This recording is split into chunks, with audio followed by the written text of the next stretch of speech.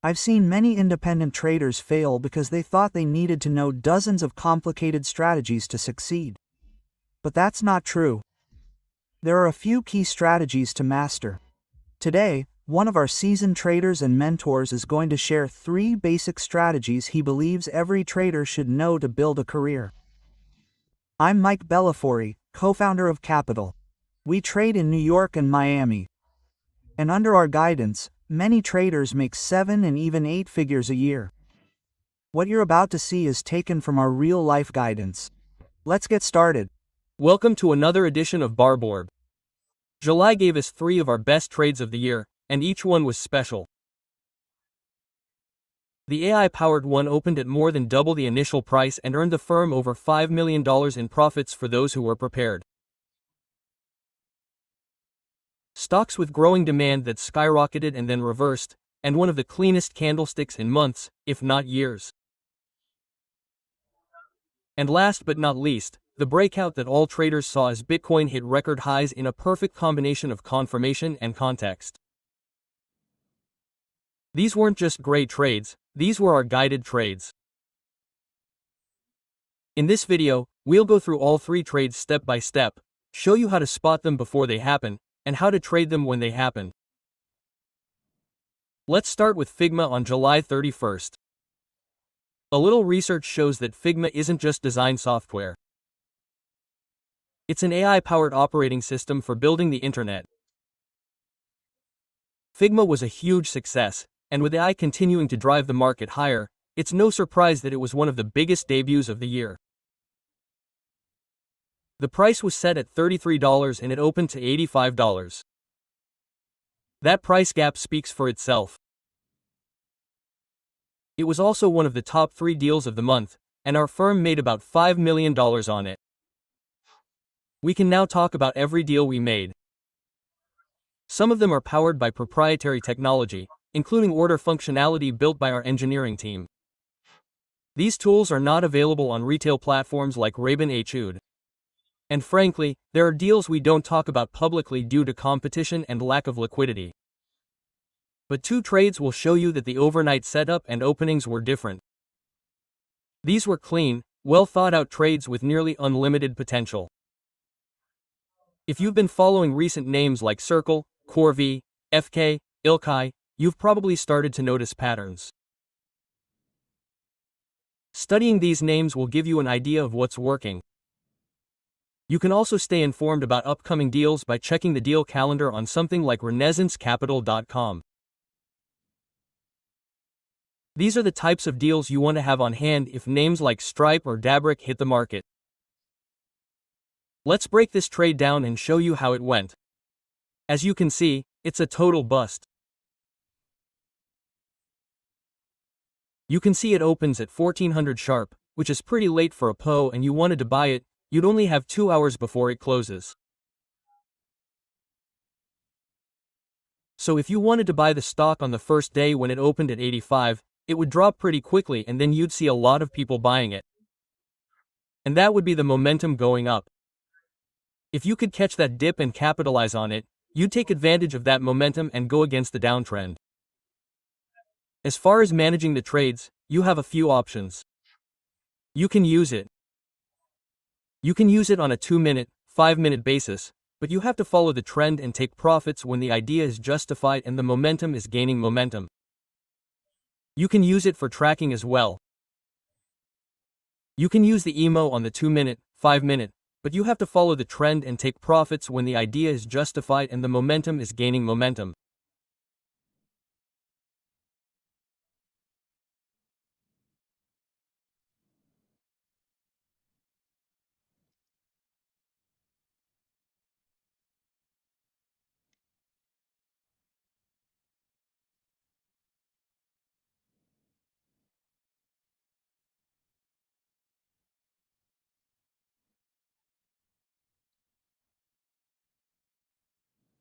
After the open, the price on the FIC spiked, testing the psychological level of $100.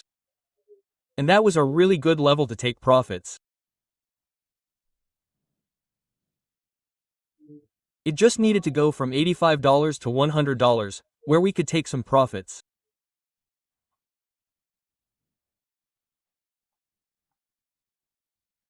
And you see that after that, the price actually starts to move higher. Most traders take profits on that momentum, on that short-term edge. After that trade, the price on the FIC is holding at $100. Now you see the price drop from 100 to 95, and that's a signal. The price drops from 100 to 95, and that's a signal, and then it moves back up again, which was also an opportunity for the traders on our desk to make money in the second leg. Now you have to react quickly to this trade, and you have to be a fast scalper to really take advantage of this. For those traders who are more analytical, there was another great opportunity that I think our desk used just as well, if not better.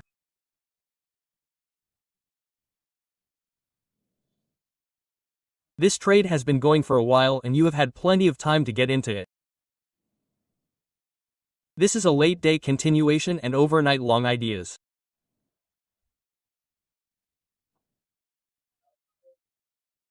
The fig shows 116.38, starts to show resistance at $112 and comes back up to $100 and holds at $100 again.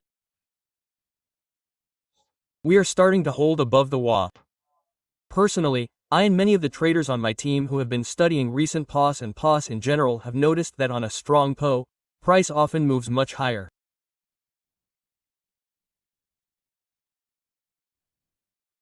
In this case, the fig was at $33 and opened at $85. This usually means accumulation into the close and continuation, you know, the last half hour or hour of the day.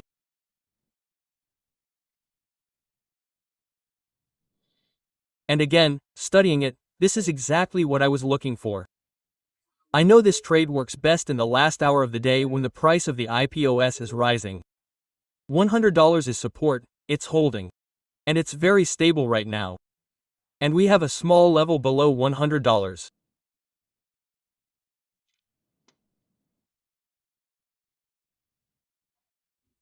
We rebuild the WAP and start holding above 921 and it's very stable. We also see that there's a level at $108 here. After the second leg, $108 is trying to hold but it can't. It jumps up to $108 and the previous support becomes resistance. And again, the previous support becomes resistance. But this time we have a small level below and we consolidate just below $108 an hour before the close. We can draw a simple trend line from the highs and follow it down to the lows of $100.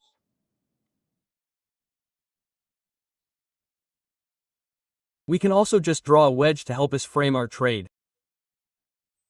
This is where I made most of my money. I made most of the $5 million on this trade. This trade closed. When we start to break out of the wedge and consolidate below $108, I start to enter a position and you have a few places to put a stop loss on this trade. The stop loss can be placed just below this consolidation where my stop was. If price breaks out and goes below this consolidation, I don't want to be part of that. So I put the stop loss on this trade just below $103. I know other traders were willing to take more risk and let price go below $100. That's just my personal choice. I was looking for confirmation of price holding above $108 to add to my position. Price moved above $108, held there and started to move higher. Price tried to move below $108 but then moved back up and broke above $112. That was the confirmation I was looking for. I wanted price to move back above $112 and the ticker tape actually did something different. It seemed like it was easing up a little bit and the volume was up from what it had been for the last hour or so. We were watching our team trade. And that was the point where we all added to our positions. That was the key point for us when price moved back above 112. You can see how the 9-day EMA is holding up well at 1 minute and then price comes back. It continues to hold the 9-day EMA, which is a great indicator of a strong trend. Then it pulls back to the 9-day EMA and moves up again.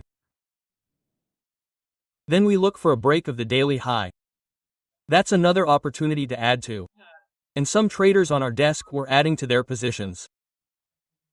After that move, we see consolidation above the initial opening high, which is a good sign. Then we move up from $119 to almost $125. And there's some resistance here. That goes on for 4 or 5 minutes and we can't get any higher than 124 or 125 and we try to push it but it's not working. And that's a great time for me to take some profits. Then I notice that we're back to the previous high at $116. I've been watching level 2 closely to see if buyers are going to step in at that price.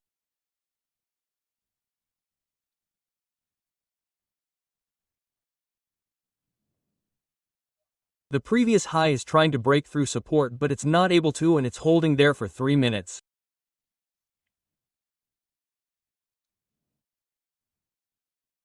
And here I'm adding to my position again, going back to my original size. So I'm taking profits at 125. I'm trying to hold on to most of my position.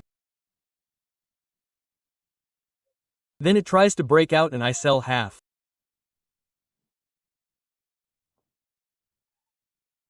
But then I see a pullback to the previous high.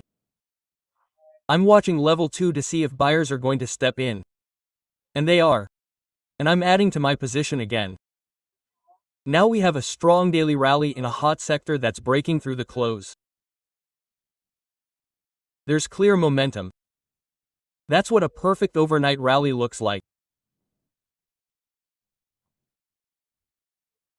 It's closing in the top 20% of its intraday range above the high and there's no reason to sell at that point.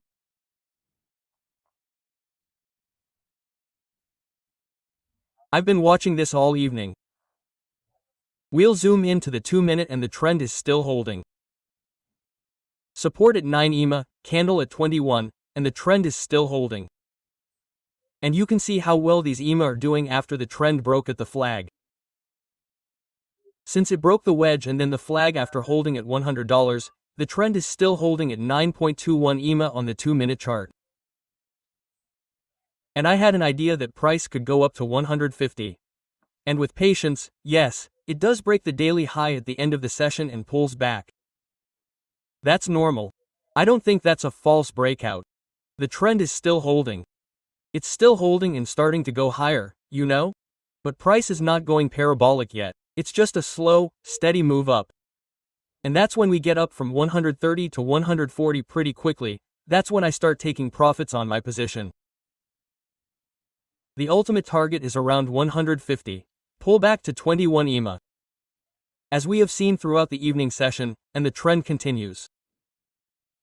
We go up to 150, where there is strong resistance, and then there is a dip.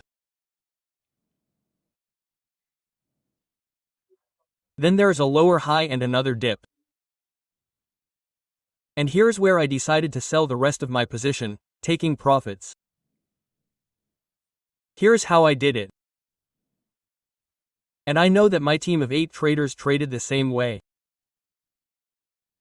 They took profits at 150 and did not hold them overnight. But there were many traders in the firm who did hold them overnight. These overnight traders get up at 4 o'clock in the morning and are ready to go as soon as the pre-market trading opens. Now they are hoping for a gap and further advance. That is the essence of the trade. And when the price does not gap, but falls below 150, the trade is over for them. There are 2 trades here. One of them we cannot talk about because of the limited liquidity and competition. But at that time, at the market open, there was one for speculators with fast momentum. There was another one for the more analytical traders who like to wait for price action to develop. This is a wedge breakout and momentum into the close and overnight swing. The next market is open from July 21st to 22nd. And this is a textbook example of momentum turning into panic. The stock went parabolic, going from under $1 to almost $5 in just a few trading days. We were watching this one closely because when a move like this happens, you don't expect a slow decline. You wait for an opening to appear. At the start of the session, the open was still looking strong. Orders were collected, momentum was there, and key support levels were holding throughout the day. But as price approached $5, everything changed. A massive kill candle appeared and broke through key support levels like nothing had happened. This was no ordinary profit taking. This was real panic. Confirmed by the highest volume level of the day. The subsequent rebound was no less telling. It fell sharply right back to the previous support, which was also in the up. That's when we realized that the market situation had changed. We had already been watching for this because of the sharp move, but the killer candle confirmed our fears. The close on the low gave us confidence in our ideas, and we decided to open a short position the next day to continue the trade. Let's break it down point by point so you can understand how we did it. Here is the opening chart. Here is the daily chart. You can see that the price is rising exponentially, and we are looking for confirmation of a reversal. This move started from just below $1, and after 5 days, the price has risen to almost $5. There are many ways to measure overbought and oversold. For example, you can use. This is one way to measure overbought. You can see that in 5 days, the price has risen from $5 to $93. Anything above 85 is considered extreme and overbought. We can use AR. We like to measure overbought by 5 Rs off the 5-day low. That's the black band you see here.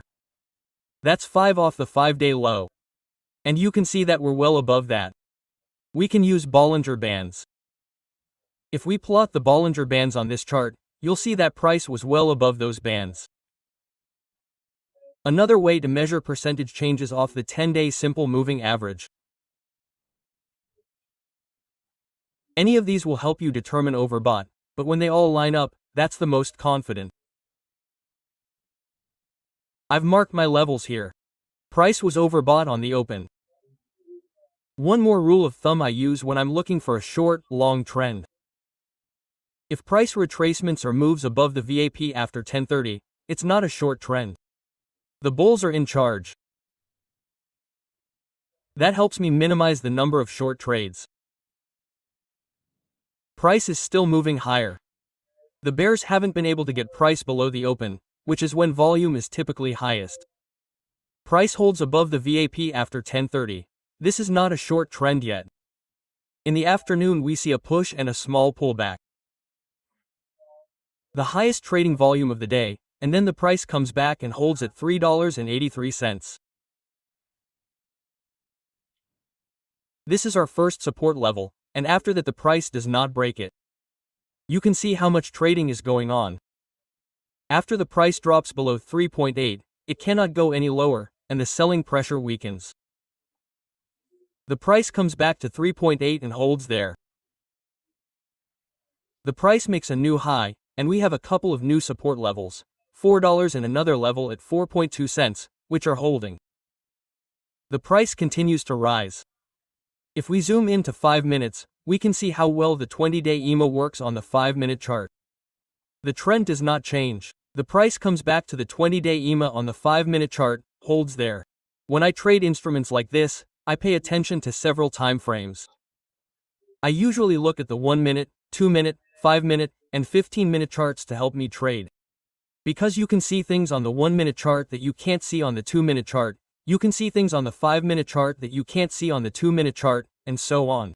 The trend is continuing, and then something interesting happens around $5. The price jumps up to $5, but it can't break through. We could just draw a trend line from the low of the day and follow it. And that trend line starts to break. The traders at our firm were able to see that and see the change in the tape. The rates started to drop, and they were able to go short and then add a killer candle. But you don't have to get in that early. We have confirmation of what we call a killer candle. A killer candle is a candle that breaks multiple support levels on the highest volume of the day and goes through the WAP.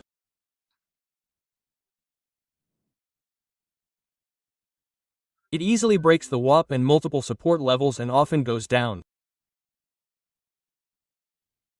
In this case, the opening price did just that. All of a sudden there was selling and panic and it felt like a trap.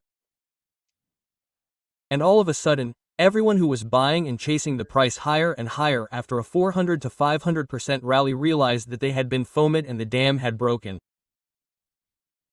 We never want to chase a candle like that to the pause.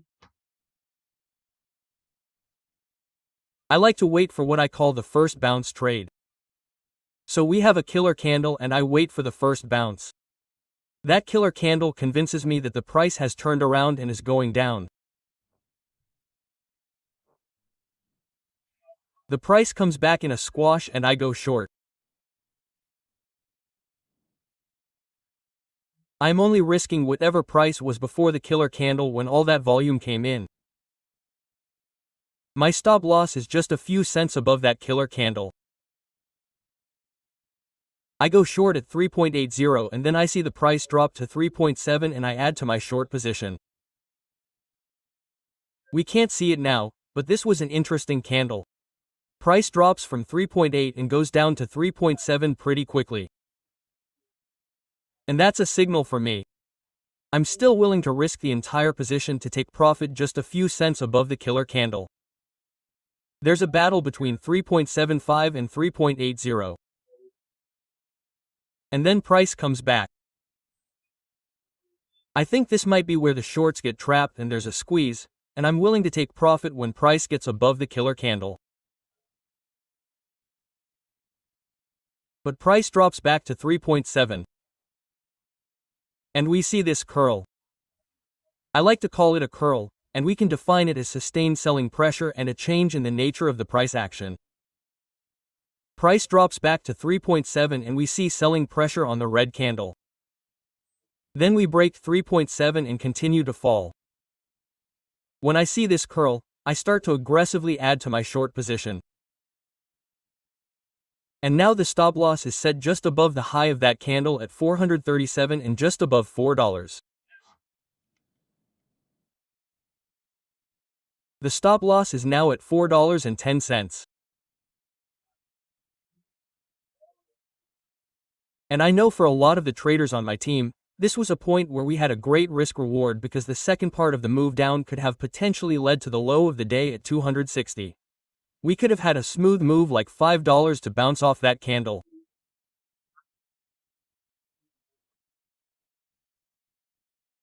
And there's a great risk reward opportunity there. So again, this was a point where I saw a lot of the traders on my team and at the firm add to their positions, setting their stop loss just above $4. We get a really clean pullback after that move. And now we have a lower low. I'm trying to be as patient as I can. After the price breaks lower, I would like to see a pullback to 260 and a breakout to the low of the day, but the price is holding at 280. I don't want to be stubborn, so I close a quarter of my position. We see the price move up to the 9 mega amperes. Let's zoom in a little bit. Look at the 2-minute chart. I find the 9 and 21 mega amperes on the 2-minute chart to be more reliable. We see the price move up to the 9 mega amperes on the 2-minute chart and see how much cleaner it looks on the 2-minute chart on the first bounce of the $4 mark and the 9 mega amperes, and it misses the target. And we're back at 280. After the price breaks from 9 to 280, I really want to see this reversal and the momentum continue to the downside. And again, the price is holding for about 4 to 5 minutes. And this is a good opportunity to lock in some extra profit and close another short position at 280. After this move, we get a trend reversal. So we can draw a simple line, or we can estimate this by looking at the 9-minute EMA when the price starts holding above the 9 EMA on the 1-minute IDI. And the trade is done for me. Since we have a killer candle and a close on the low, I am confident that the price has turned down and I will look for a continuation of the downtrend on the second day.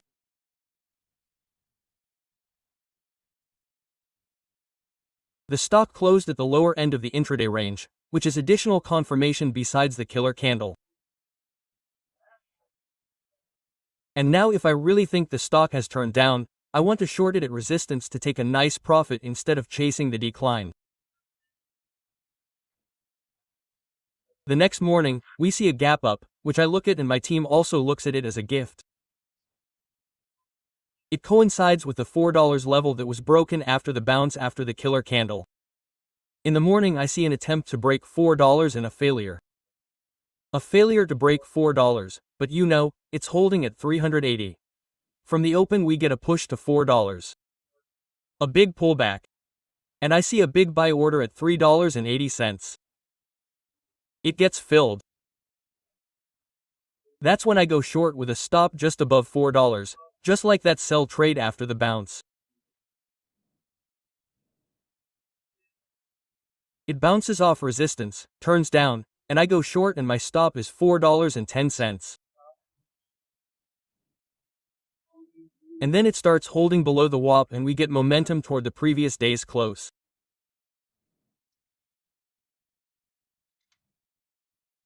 So the stock is trying to go lower, and that's where I can take my profits.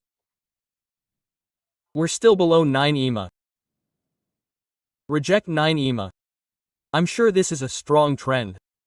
We're back to the previous day's close. $3.20. We break through the 9 again and then we get this breakout on high volume. So you see the volume drops off the consolidation lows. Then it comes back on the breakout, which gives us an opportunity to add to the momentum. After this trade, we get a reversal and break the trend off the highs. And for me, the trade is done. The next opportunity I'm thinking about is a trend continuation on the WAP. What's interesting is that price goes through the WAP, goes up to the limit, and starts to squeeze. I'm sure a lot of traders who were chasing the decline were knocked out by this move. Especially those who thought this was a trap and price was going to go much higher. What was interesting about this move is that after it opened after the volatility stopped, it didn't open higher. It opened at the same price and immediately broke. Now I'm looking for a trend continuation on the WAP, risking just a few cents above the recent high. I'm adding a short position on the rally. I add a short position on the rally. And here is the moment. We can draw a simple trend line here. And suddenly it becomes resistance and I add a short position, taking on the risk associated with the recent rally. When the price comes back to the 320 mark, I close the positions. I am left with a swing trade, which I plan to hold for the rest of the day.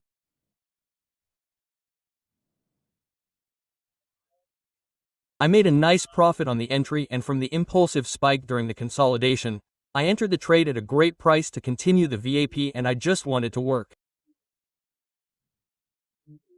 In the morning, the price drops to $2, but I still hold the position, and at the end of the day I decide to close it. Now that the price has dropped from $5 to $2, you know that half of this move on the daily chart has been recouped. And finally, Bitcoin from July 9th to July 14th. This was not just another breakout trade. This was a breakout of Bitcoin through all-time highs, and it was accompanied by a perfect storm of circumstances. Strong inflows, clear risk in the market, and a clear consolidation just below a key level. Every trader in the company was watching it, and everyone had their own way of trading it. I'll tell you exactly how I looked at it and how I acted. Technically, it was the cleanest move you could imagine. Gradual accumulation, growing volume, and a breakout of the level that everyone was watching. The move was confident, and the confirmation was clear. This is the kind of trade you want to be prepared for before it happens. And did you have enough time to prepare thanks to Bitcoin? Let's break it down and see where the real opportunity was before Bitcoin even hit its all-time high.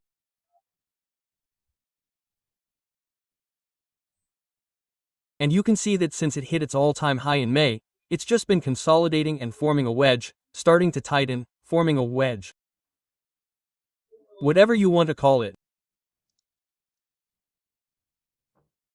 What caught my attention was the move on June 23rd.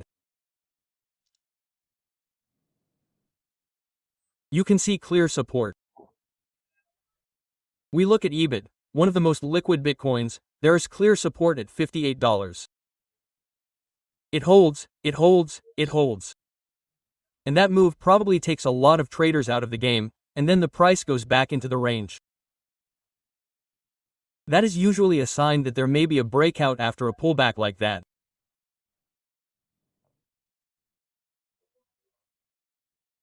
And what is interesting is that EBIT holds the 50 moving average perfectly, goes back to it, takes out traders who are below $58 and puts in orders again.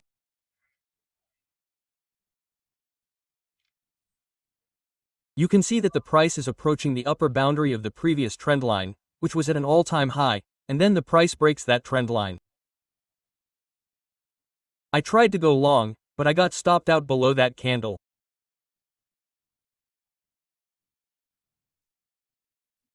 What this tells us is that our best ideas, our favorite ideas, may take a few tries to work out. If the pattern is still in place and you still like the trade, nothing has changed, nothing major has happened. Don't forget about this idea. I have noticed that a lot of new traders give up too quickly when they come across a great idea or don't set their risk level high enough to give it a few tries. So I just wanted to mention that. Let's look at the 30-minute hourly chart now. It's pretty obvious, the 62.5 level.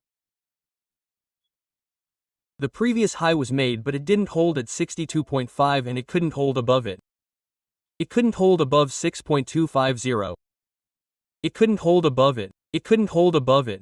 It looks like we're going to break 62.5, but then we're not going to hold.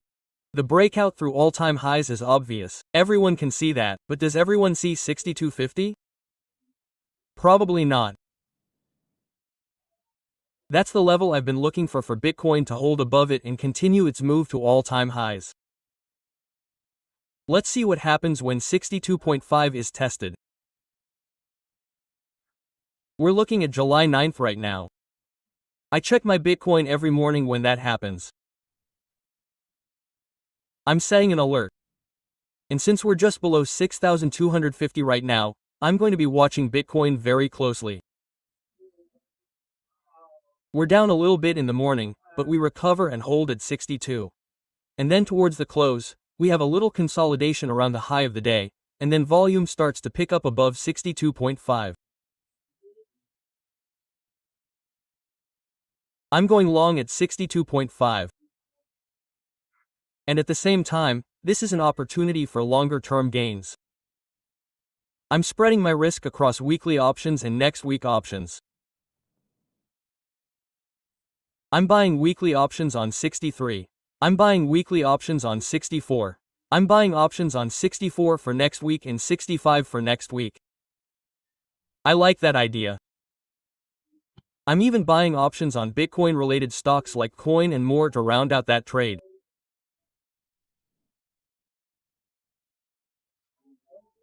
I want to have multiple ways to make money on this trade, and I want to spread my risk across different Bitcoin stocks. In the past, RMicroStrategy has rallied sharply on Bitcoin news. So has Coin. I'm buying 1-week options that expire in about 2 days after I buy them, and I'm taking zero risk on them.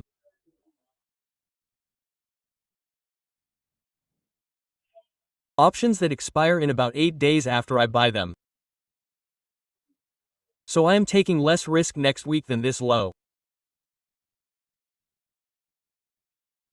This is an attempt to break out through a key level that should lead to all-time highs. If that breakout fails and this low is hit, I will close these options. I have a rough estimate of how much I am risking on these options if this low is hit. And I know that it is unlikely that I will lose all the premium I paid.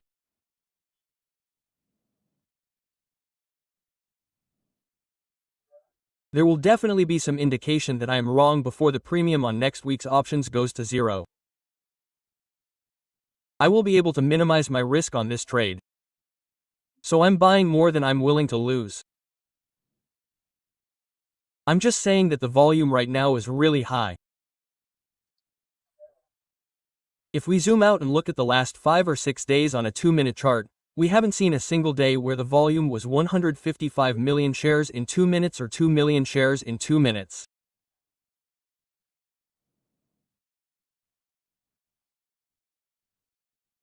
We get the 6,250 volume confirmation that I was looking for. And by the end of the day, we're testing the previous all-time high. Remember, this is a higher time frame breakout. This is higher time frame swing trading. Price consolidates for most of the next day and doesn't do anything bad. That's perfect. That's what I want to see. Price can hold higher, it can consolidate. Instead of analyzing every tick for swing trading, we can zoom in and look at the 15-minute chart. And that's really helpful. If we look at the 15-minute chart, 63 is well supported. They are supported on the post-close pullback that occurred after the breakout. They are supported all morning. There are big buyers at 63 that are supporting the price, which eventually leads to another big volume breakout through the previous daily high and the previous all-time high, which is a great opportunity to add a lot using equity.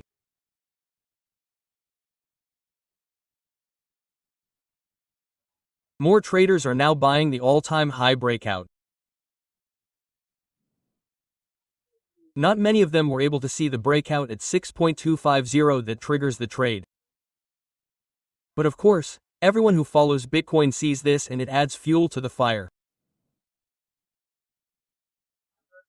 Another great long through the previous all-time high and the previous day's high. At this point, I am starting to close my weekly trades to reduce risk. And after the close, we see a sharp increase in price.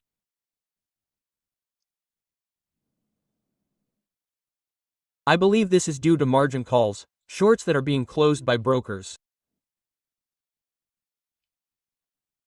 I close my positions to avoid losing money. The next day, Bitcoin rises to $67.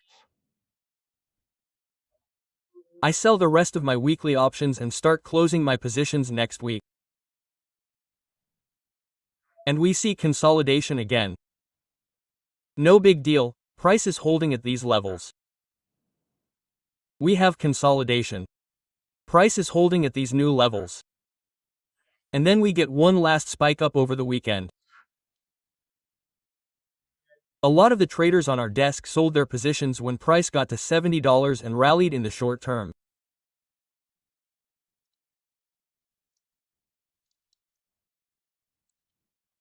Thanks for listening, and I'll see you next time.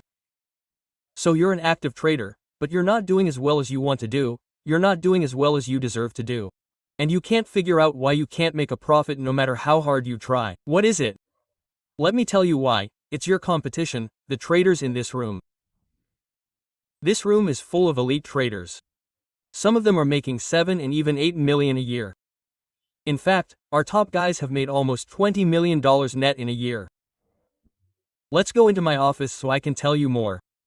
You're probably used to seeing videos online about the luxurious lifestyle of traders, guru trading, who trade for an hour a day, or even 15 minutes, and then relax on some secluded beach.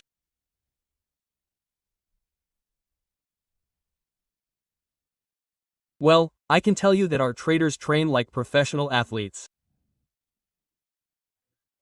They live and breathe the markets and constantly improve their skills, because at our firm, we believe that this is what helps to succeed in this game. I'm Mike Bellafiore, co-founder and managing partner of MB Capital, one of the world's leading exchange trading firms, located in Midtown Manhattan. We are always looking for talented traders to hire and develop. And not only to trade in our workplace, but also to trade from home using our firm's capital. We have many traders who do just that, making over 7 figures trading with the firm's capital without risking their own money. But to get that opportunity, you need to go through training. That's why we're running a new free online presentation where we'll show you how to get a job at BNB Capital, trading the firm's capital without risking your own money, and gaining access to all of our training and resources.